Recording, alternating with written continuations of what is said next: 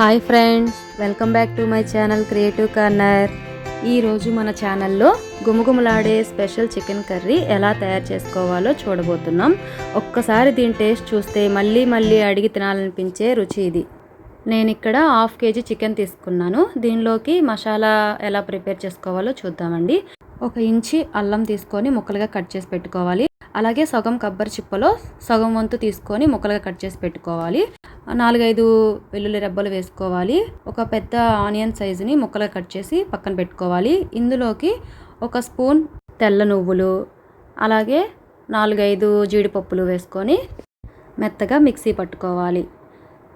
అలాగే ఇందులోకి 2 medium size టమాటాలు తీసుకొని హాఫ్ వరకు కట్ చేసి అవి కూడా వేసుకొని మిక్సీ పట్టాలి.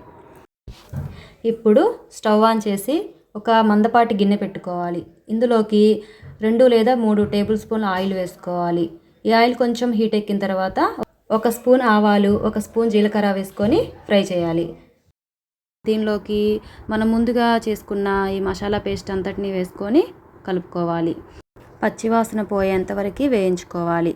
చికెన్ ఇప్పుడు మనం శుభ్రంగా కడిగేసి పక్కన పెట్టుకోవాలి. దీనిలోకి 3 పచ్చిమిర్చీలు చిన్న సైజు ముక్కలుగా కట్ చేసి ఈ మసాలా పేస్ట్లో వేసుకొని వేయించాలి. ఇదంతా కొద్దిగా వేగిన తర్వాత 1 స్పూన్ ధనియాల పొడి, కొద్దిగా పసుపు, అలాగే 1 స్పూన్ గరం మసాలా వేసుకొని కలుపుకోవాలి. ఇది మొత్తం బాగా కలిసిపోయిన తర్వాత 3 స్పూన్లు కారం వేసుకోవాలి. ఈ కారం ఎక్కువే పడుతుందండి, ఎందుకంటే చికెన్ కర్రీ కాబట్టి కొంచెం ఘాటుగా ఉంటేనే బాగుంటుంది. ఇది మొత్తం బాగా వేగిపోయిన తర్వాత మనం చికెన్ ముక్కల్ని వేసుకోవాలి. ఈ చికెన్ ముక్కలకి మసాలా పేస్ట్ అంతా బాగా కలిసేలా కలుపుకోవాలి. ఇలా ఒక 2 మినిట్స్ వరకు కలుపుకున్న తర్వాత దీన్ని మూత పెట్టేసి మీడియం ఫ్లేమ్లో ఉడికించుకోవాలి.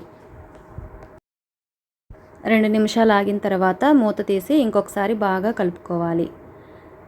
దీనిలోకి రుచికి సరిపడా సాల్ట్ వేసుకోవాలి. సాల్ట్ వేసిన తర్వాత బాగా కలుపుకొని మూత పెట్టేసి మళ్ళీ 2-3 నిమిషాల పాటు ఉడికించుకోవాలి. ఈ చికెన్ ముక్కల్లో ఉన్న వాటర్ అంతా బయటికి వచ్చే వరకు బాగా ఉడికించుకోవాలి.